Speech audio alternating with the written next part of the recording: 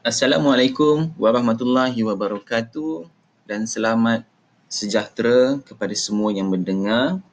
Nama saya Fauzi, wakil daripada kumpulan 26, akan berkongsi tentang topik Stanley Milgram Experiment yang dijalankan oleh Stanley Milgram.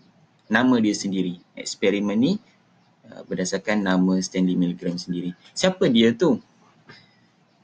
Dia adalah seorang psikologis Amerika yang lahir pada tahun 1933 di Bronx, sebuah bandar kecil di New York. Ibu bapa Milgram ni merupakan bangsa Yahudi yang berhijrah ke Amerika kerana Holocaust. Holocaust ni peristiwa pembunuhan beramai-ramai bangsa Yahudi Eropah pada zaman tu, yang diketuai oleh Hitler, Nazi. Peristiwa Holocaust ni jugalah yang jadi inspirasi kepada Milgram untuk jalankan eksperimen ni. Ini contoh gambar peristiwa Holocaust pada zaman tu. Dekat mana eksperimen ni dijalankan? Dia dijalankan di Stanford University, Stanford, California pada tahun 1961. Dan ini rupa University Stanford pada hari ini. Cantik kan? Baik, kepada siapa Milgram nak sasarkan eksperimen ni? Dan apa tujuan eksperimen ni? Milgram nak mencari orang awam Amerika yang dia kata sebagai average everyday American. Dan apa tujuan dia? Dia nak mengkaji kerelaan peserta untuk mematuhi arahan pihak berkuasa yang mengarahkan peserta untuk melakukan perkara yang bertentangan dengan kepercayaan dan moral seseorang. Macam mana? Nanti kita tengok. Sebelum nak mulakan eksperimen, Milgram kena rekrut peserta. Tapi dia nampak susah nak rekrut sebab menggunakan elektrik kan. Jadi apa yang Milgram buat, dia menggunakan kaedah deception. Macam mana? Milgram buat public announcement. Dia kata dia nak buat satu kajian untuk mengkaji memori. Milgram paparkan iklan untuk tarik peserta dalam kajian saintifik, pembelajaran dan memori. Ini kaedah deception yang Milgram buat untuk tarik peserta sertai eksperimen dia. Milgram bayar $4 1 jam pada masa tu. Kalau kita convert 1 jam, kalau kita convert $4 hari ni bersamaan dengan 34.3 US dollar. Sejam. Banyak tu. Boleh makan McNugget. Apa jadi bila Milgram dah rekrut peserta? Milgram dah dapat peserta bawa ke makmal. Dan peserta tu akan diberitahu yang mereka akan menjalankan kajian untuk melihat kesan hukuman dalam proses pembelajaran. Dia kata, do people learn best after they have been punished for making a mistake? Macam mana cara dia?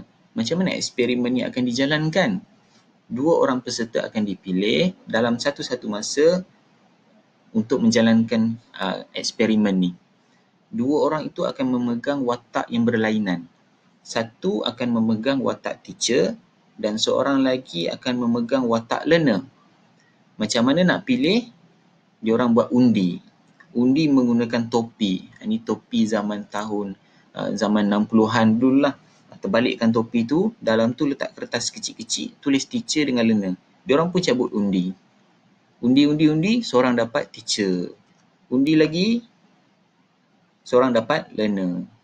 Tapi, adakah undian ni betul? Adakah undian ni benar-benar undian? Tidak. Sebenarnya ini pun salah satu deception yang Milgram dah rancang sebelum undi ni lagi. Salah seorang peserta ni dah bekerjasama dengan pengkaji. Dia dah berkomplot. Dia jadi pelakon je. Dia bukan peserta sebenar. Dia pelakon je. Siapa pelakonnya? Learner. Undilah macam mana pun, sesiapa yang bekerjasama akan dapat watak learner. dan seorang lagi yang tak tahu apa-apa tu, dia akan dapat watak teacher. Kemudian, bila undi dah dicabut, learner dan teacher akan dibawa ke satu bilik. Learner tu duduk di atas kerusi dan pengkaji akan pasang elektrod kepada learner sambil diperhatikan oleh teacher. Ini penting untuk teacher perhatikan bahawa elektrod itu dipasang kepada learner. Sebab apa? Sebab pengkaji nak teacher tu fikir bahawa kejutan elektrik tu nanti benar-benar diberikan. Sambil pasang tu, diorang akan dapat briefing. Pengkaji akan bagi tahu kepada learner dengan teacher bahawa teacher akan mengajar learner beberapa word pair. Macam mana word pair tu? Macam ni contohnya. Contoh word pair: beautiful, ugly, warm, cold, natural, artificial, bright, dark. Lepas tu, pengkaji akan bagi tahu. Pengkaji akan bagi tahu yang teacher ni akan bertanya soalan kepada learner dan learner akan memilih jawapan yang betul. Sekiranya jawapan yang diberikan itu salah, maka teacher tadi akan diarahkan untuk memberi kejutan elektrik kepada learner. Selepas tu, lepas pasang elektrod, buat apa? Milgram akan bawa teacher tadi tu ke bilik yang berasingan, bilik lain yang mana tak ada kontak visual dengan learner. Learner tak nampak teacher, teacher pun tak nampak learner. Dua-dua ni duduk di bilik yang berlainan. Kemudian teacher akan duduk di hadapan kotak elektrik, iaitu kotak elektriknya. Kotak elektrik tu ada banyak suis, sampai ke 30, dan setiap suis itu mempunyai voltan yang berlainan. Dan nombor 1, 2, 3, 4 dekat atas kotak elektrik tu adalah indikator yang learner pilih jawapan tadi. Kalau learner tu pilih jawapan nombor 1, maka nombor 1 tu akan menyala dan teacher tu akan nampak nombor tu menyala. Kalau tekan nombor 2 menyala, dan seterusnya sampai nombor 4. Kita tengok dekat sikit kotak elektrik tu. Suis yang pertama tu akan dilabel 15 volt. Suis yang kedua dilabel 30 volt. Sampailah suis yang ke-30 semuanya berlabel. Suis yang ke-30 dilabel 450 volt. Setiap satu suis akan dinaikkan sebanyak 15 volt.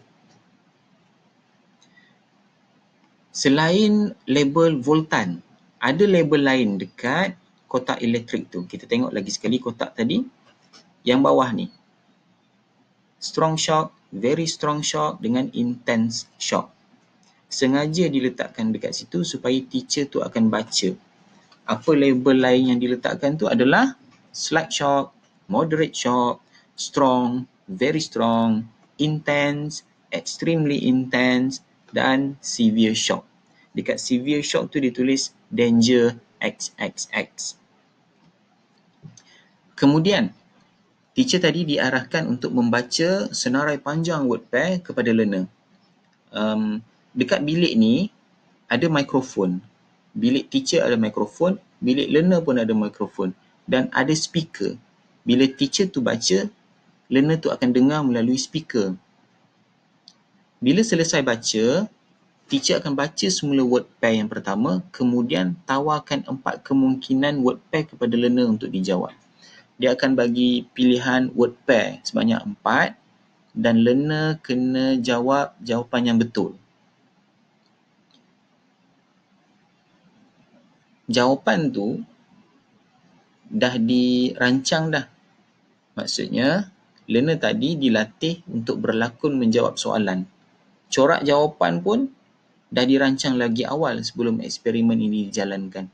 Contohnya, soalan nombor 1, learner kena jawab betul. Soalan nombor 2, jawab betul. Ketiga, betul.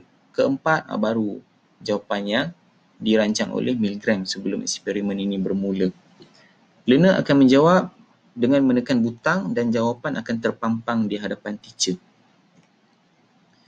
Kalau jawapan yang learner bagi tu salah, teacher tadi akan diarahkan oleh pengkaji untuk beri kejutan elektrik kepada learner. Kesalahan yang pertama, 15 volt kejutan akan diberikan. Kesalahan yang kedua, 30 volt. Kesalahan yang ketiga, 45 volt sampailah voltan yang ke 450. Tapi adakah kejutan elektrik tu diberikan sebenar-benarnya? Tidak. Teacher tadi cuma tekan butang je, tapi tak ada pun kejutan elektrik sebenar diberi. Learner tadi cuma berlakon je. Kejutan yang elektrik yang pertama, learner cuma gasping. Dia macam cakap, adoi. Tapi dalam bahasa Inggeris lah, mungkin ouch. Kena kejutan 15 volt. Lepas tu kena kejutan 30 volt dan kejutan yang kemudian-kemudian, learner mula tumbuk dinding. Teacher ni akan dengar lah melalui mikrofon yang ada dekat bilik learner tu, yang dia tengah tumbuk dinding sebab kesakitan. Menangis dengan kuat. Mengadu pasal jantung dia sakit sebab terkena elektrik banyak sangat. Lepas tu bercakap, I want to get out, aku nak keluar, something is wrong with my heart. Lepas tu kejutan elektrik seterusnya diberi juga sampai learner tu menjerit-jerit dan nak berhentikan eksperimen. Sampai satu tahap, tak ada lagi kedengaran suara dan bilik jadi senyap. Pada masa ni, kalau teacher nak tengok keadaan learner tadi ataupun dia nak berhentikan eksperimen, mungkin sebab nak tengok macam mana keadaan learner tadi dalam bilik sebelah, ataupun kesian tak sampai hati tengok learner tu kena kejutan elektrik, dia diberitahu oleh pengkaji untuk teruskan eksperimen juga. Pengkaji bagi tahu apa? Please continue. The experiment requires that you to continue. Ataupun dia akan cakap, you have no choice. You must go on. Eksperimen tadi tamat bila kejutan elektrik 450 volt diberikan dan tiada respon kedengaran daripada learner sebanyak 3 kali. Maksudnya, kejutan elektrik 450 volt diberi tapi tak ada respon daripada learner. Senyap je. Teacher tadi akan diarahkan untuk bagi lagi sekali 450 volt, tak ada respon juga daripada learner, kemudian bagi lagi kali ketiga. Barulah eksperimen dikatakan tamat. Sebelum eksperimen ni bermula, Milgram ada beberapa orang profesor, psikologis klinikal dan pelajar psikologi. Milgram tanya pada diorang, adakah peserta akan menurut arahan pengkaji? Mereka jawab, tidak. Peserta akan berhenti bila dengar learner menjerit kesakitan dan cuma sedikit je yang akan teruskan. Siapa yang teruskan juga, mereka gelarkan peserta ni sebagai psikopat. Tapi bila result keluar, keputusan dah keluar, tanggapan profesor, psikologis klinikal dan pelajar psikologi ni tadi tidak tepat. Apa yang Milgram dapati, sebanyak 65% peserta beri kejutan elektrik sehingga akhir. 65%. Ramai tu. Daripada 100 orang, seramai 65 orang akan bagi kejutan elektrik sampailah eksperimen itu tamat.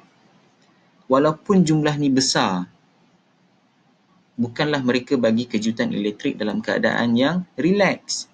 Mereka sebenarnya dalam keadaan yang membentak. Nak berhentikan eksperimen. Tak sanggup lagi dah nak teruskan. Berpeluh, menggigil, tapi teruskan juga eksperimen. Sebab mengikut arahan pengkaji. Pengkaji kata apa tadi? Dia kata, please continue. You must go on. Sebab tu dia orang pun teruskan juga. Kesimpulan eksperimen ini, Milgram kata, orang awam biasa yang jalankan tugas seperti biasa dan tiada sebarang kemudaratan yang mereka terima, maka mereka boleh menjadi agent in a terrible destructive process. Maksudnya kalau seseorang tu diberikan tugasan yang mana tugasan tu membawa kepada kemusnahan, kecacatan, tapi kecacatan dan kemusnahan tu tidak diterima oleh pelaksana tu, maka orang yang macam ni, Milgram kata, boleh menjadi ejen yang baik. Tambahan pula, walaupun kesan negatif kerja mereka menjadi lebih jelas dan mereka diarahkan untuk meneruskan kerja, Cuma sedikit sahaja yang akan menentang untuk meneruskan kerja. Maksudnya, walaupun tugasan tu membawa kepada kemudaratan, kemaslahatan, kecacatan, kesan tu dah nampak jelas dah. Tapi disebabkan mereka diarahkan untuk melakukannya, mereka buat juga. Cuma sedikit je yang akan menentang untuk teruskan. Sekian perkongsian tentang Milgram eksperimen daripada kumpulan kami. Wabillahi taufiq wal hidayah. Wassalamualaikum warahmatullahi wabarakatuh.